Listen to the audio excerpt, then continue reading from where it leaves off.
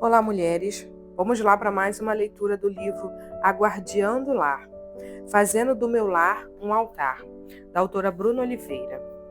Página 28, do capítulo 2, Remindo o Ambiente.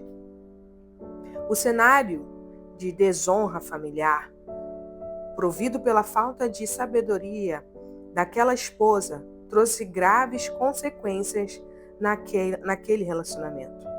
Esaú, querendo matar Jacó, saiu de casa, se uniu em matrimônio justamente com as mulheres que seu pai dissera a Jacó para não se casar.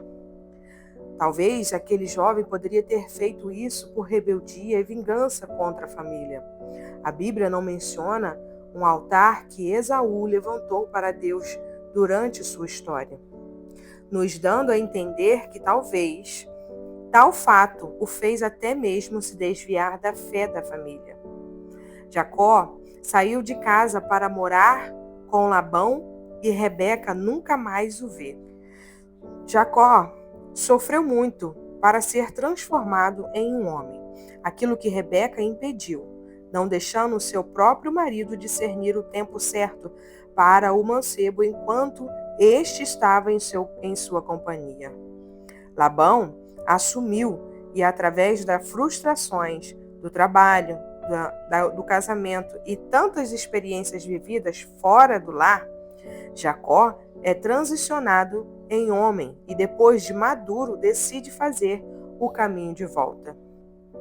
O interessante dessa história é que antes de Jacó lutar com o anjo para ter sua identidade transformada, a ponto do anjo perguntar para Jacó seu nome e este precisar confessá-lo, pois Jacó sabia que havia saído de casa na identidade de Esaú e que para ser abençoado na sua promessa precisaria confessar que ele era de fato. E após a confissão, o anjo o abençoa e profere seu novo nome, Israel, declarando a bênção na vida de Jacó. Ele decide se reconciliar com seu irmão e, para isso, prepara um ambiente de honra para Esaú. Gênesis capítulo 33. Fazendo uma procissão de ofertas chegarem a Esaú antes de, enfim, abraçar seu irmão. Por muitas vezes questionei essa atitude, pois dava uma ideia de que Jacó queria comprar o perdão do irmão. Mas percebo hoje que, na verdade, Jacó estava remindo um passado, reposicionando Esaú na identidade dele. Porque naquela época, o primogênito era abençoado, não só com uma palavra, mas também com uma herança maior. Quando Jacó faz chegar até o irmão aquela quantidade extravagante de oferta, o que está sendo dito por trás daquele ambiente é que Jacó estava devolvendo o lugar do seu irmão e reconhecendo como maior, recolocando-o no lugar de primogênito. Ele estava remindo o ambiente familiar através daquela atitude de honra em reconhecer a posição que aquele irmão tinha na família. Independentemente do passado e de quem Esaú se tornou, e o final da história relata uma cena incrível de reconciliação familiar através da remissão do ambiente. Rebeca, infelizmente, por não edificar esse ambiente doméstico, viveu uma tragédia em sua casa. Ao contrário dela, temos a história fantástica de Abigail, em 1 Samuel, no capítulo 25, em que, após ficar sabendo da passagem dos soldados de Davi em sua residência e da forma hostil como seu marido Nabal os trata, recusando-se a ajudá-los, ela imediatamente decide ir ao encontro deles, munida de ofertas e com um contrito pedido de perdão a Davi pela insensatez do seu marido. É maravilhoso ver como a sabedoria estabelecida através de um ambiente de honra desarmou o exército furioso. Abigail desmontou um cenário de guerra em sua casa através de um ambiente de honra e reconhecimento, pois Davi já estava preparado para partir contra Nabal em sua casa. Porém, a maneira como aquela mulher o interceptou fez caírem por terra as armas e desconstruir todo um cenário de maldade. Como aprendemos com essa mulher? Talvez ela não teria, ou até mesmo não queria defender seu marido, devido ao próprio testemunho que ela dá do marido para Davi, dizendo que Nabal era um homem mau. Ou seja, ela estava afirmando que sua insensatez não era só com Davi, mas a maldade fazia parte do cotidiano daquele homem. A partir dessa descrição, podemos imaginar o quão difícil poderia ser aquele casamento, pois ser casada com alguém tão hostil não deve ser nada fácil. Mas mesmo em uma vida familiar difícil, Abigail não se priva de fazer o que é certo, decidindo ser uma remidora do ambiente ofensivo que seu marido provocava. Era com certeza uma mulher forte, que não se dirigia pelas decepções, mas por uma convicção daquilo que poderia fazer para que a situação mudasse.